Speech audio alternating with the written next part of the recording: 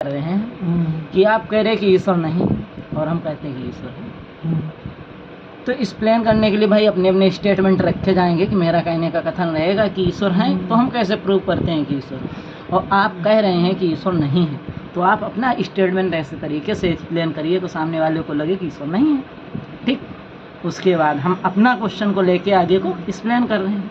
First question है कि mount Everest की ऊंचाई कितनी है, और कैलाश पर्वत को ले लीजिए। आज तक जितने भी साइंटिस्ट चले भाई माउंट एवरेस्ट पे जितने भी हैं सब चढ़े, चढ़ने के बाद लोगों ने प्रूव किया कि इतनी ऊंचाई है, पर कैलाश पर्वत पर क्यों नहीं प्रूव हुआ? अलग ना कोई साइंस से प्रूव कर सके कि कौन सा नियम लगता है गुरुत्वाकर्षण बल, जो भी किसी ने नहीं प्रूव करवाया। ना कोई ऐसे चढ़ने वाला, आदमी की उम्र बढ़ जाना, ना खून बढ़ जाने, बुढ़ापा आ जाना, आर्टिमेंट हो, हेलीकॉप्टर उसके ऊपर ना जाना, ऐसी कौन सी वहाँ पे बात है? ईश्वर नहीं है तो क्या है? चलो ठीक है, तुम्हारे बरमूडा ट्रायंगल के बारे में सुनो ये खूब। हाँ।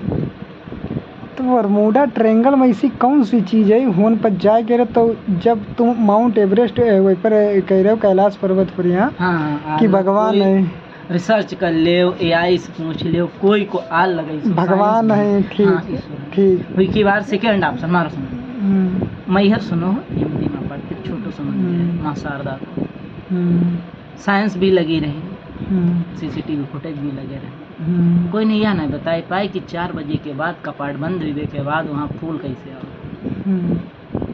ना हम जात ना कोई जात, साइंस भी लगे रहे, वीडियो भी बनाए गए, वही वीडियो में ना कोई नहीं है जो समझ पाए कि फूल आए कहाँ से, उस समय पे फोटो बने। तो ये क्या है भाई, साइंस भी उपलब्ध रही, सीसीटीवी फुटेज भी रही, टेक्नोलॉजी इतना काम कर रही थी, साइंस इतना काम कर रही थी, किसी ने ये नहीं प्रूव कर पाया कि उस मंदिर में जो पूजा होती वो पूजा कौन करता भाई, जो साक्ष्य मिले। अच्छा चलो, तुम्हारे 2 ही पॉइंट रहे। हाँ, जो एविडेंस हैं उस एविडेंस के अकॉर्डिंग की भाई ठीक ठीक ठीक। उसके बाद एक मिनट और भी है। कोरोना काल आया, आदमी ने फाइट की, फाइट करने के बाद साइंस ने लास्ट में क्या कहा कि वही होगा जो ईश्वर चाहेगा। ये इतना कॉन्फिडेंस था, तो आदमी ने एक क्यों हाथ उठा दिया कि ईश्वर नहीं। तो ये नहीं कह सकते कि ईश्वर नहीं है, ये कह सकते हैं कि कोई ऐसा है जो इस सर्कल को चला रहा है, ऊर्जा को, वो ईश्वर है या कौन, उसी को नाम कह सकते हैं कि ईश्वर है। अब उसको नाम क्या कहो, पर कोई ना कोई ऐसा जरूर है जो इस एनर्जी को चला रहा है। ये नहीं प्रूव कर सकते कि ईश्वर नहीं है। अच्छा एक बात बताओ, तुम्हारे 3 क्वेश्चन हुए है। ठीक, पहले तुम्हारा कैलाश वालों, जब तुम्हारा कैलाश पर यहाँ भगवान तुम मान रहे हो, तो बरमूडा ट्रायंगल में यहाँ समझ लो एक राक्षस आती है, जो आदमी जाती वहाँ मरी जाती है, या कोई हेलीकॉप्टर गुजरे कुछ भी हो निकल जाती, मतलब निकल जाती है कुछ भी। आज लग बरमूडा ट्रायंगल तेरे कोई चीज़ निकल नहीं पाई।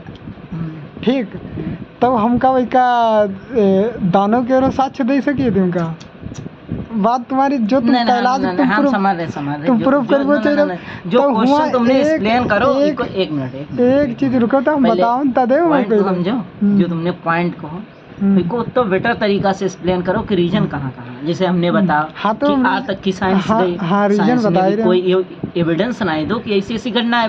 उनने यह कहा कि भाई वहाँ पे कोई ऐसी ऊर्जा है जो उसके बाद जाने के बाद हेलीकॉप्टर का अलार्म देने लगता है कि भाई नहीं ऊपर जाएगा।